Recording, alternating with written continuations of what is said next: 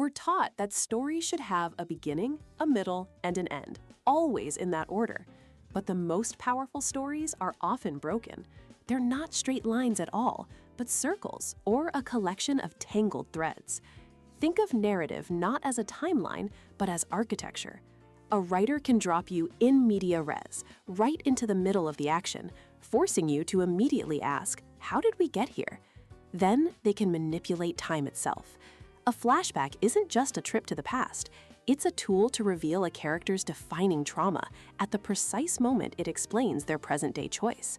Or, more chillingly, a flash forward can show us a hero's inevitable failure, turning every one of their hopeful actions into a tragedy we're forced to watch unfold.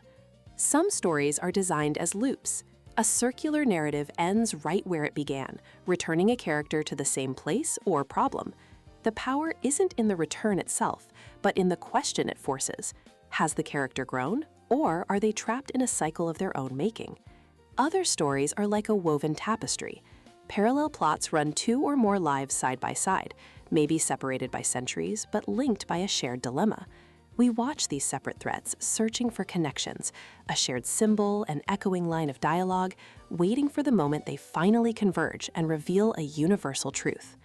These structures aren't just clever tricks, they are deliberate choices.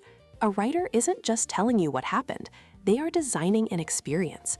They are building a labyrinth of memory, fate, and emotion, and leading you through it. So the next time you engage with a story, don't just follow the plot. Look at its architecture. You might find the truest part of the story isn't in what happens, but in how it's told.